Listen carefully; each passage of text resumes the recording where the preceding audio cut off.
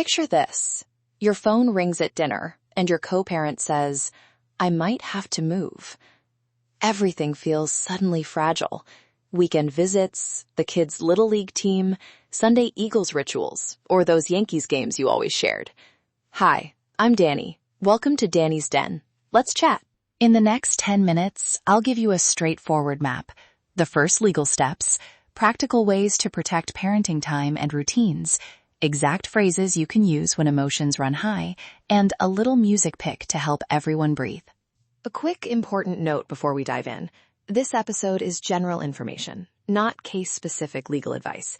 If your situation is urgent or complicated, please consult a family lawyer in your state. So what does relocation actually mean in family court? Start with one simple question. Does the move change the child's school district or add a long commute to scheduled parenting time? Look at your parenting plan for words like relocation, notice, school district, or any mileage or commute references. If those terms are in your plan, there may be a formal notice requirement, and in some states, the move triggers a court filing or permission request. Judges, when they decide these cases, focus on the child's best interest, how the move affects relationships with each parent, school stability, extracurriculars, and whether a workable schedule can keep meaningful time with both parents. Keep those touch points in mind as you act. First things to do right now, document the conversation. Date, time, what was said. I tell clients, don't trust your memory. Put the date on the calendar the minute you hang up. Save texts and emails and ask for proposed move dates and addresses in writing. Even a quick call with a family lawyer or a legal clinic can be revealing. It helps you know whether you need to file something quickly or whether negotiation is a sensible first step. That clarity reduces panic and gives you options. I know this is a lot when you're already stressed. So let's break logistics into usable pieces. School calendars, practice times, travel time, and where custody handoffs will happen. Focus on the child's routine first. That keeps decision-making simpler. 3 small organizing moves that help more than you'd expect. 1 shared calendar, 1 shared folder for school and health records, and 1 place for team info, coaches, schedules, and uniform details. These are small lifts with big payoff for continuity. Quick anecdote. I once worked with a parent whose 10-year-old missed an entire fall tournament season because travel and scheduling weren't coordinated during a rushed move. That gap could have been avoided with a simple shared calendar and 1 message to the coach. It's a small example, but it shows why planning matters. Words matter when you communicate. Try this custody-safe opener. I'm focused on keeping things steady for the kids. Can you share the proposed move date and address so I can plan school and travel? I'm available to talk Tuesday at 7 if that works. Short, kid-centered, and it asks for specifics. If tensions spike, use a stabilizing line. I want to keep our kids' routine as familiar as possible.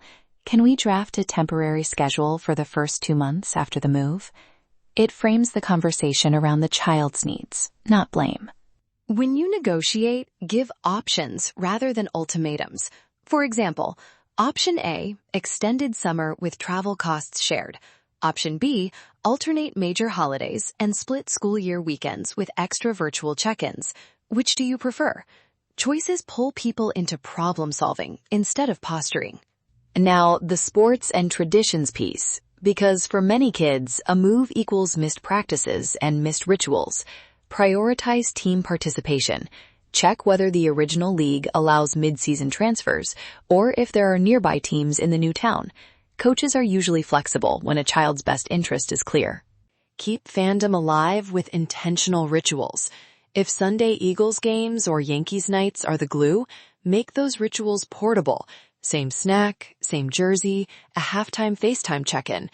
Designate a team corner in both homes so the kid brings consistent symbols of home to each place. For real fans, those rituals are emotional glue. Block game time on your shared calendar and treat it like an appointment. If travel to a big game is expensive, alternate who takes the kids to the marquee event so both parents keep those memory-making moments. 2 short, useful messages you can send right now. Can you share the season schedule so we can coordinate rides? And let's set a weekly 30-minute FaceTime for scoreboard chats during games so they still feel both homes are involved. Concrete, low drama, and kid-focused. Music as a reset. Here's a practical idea.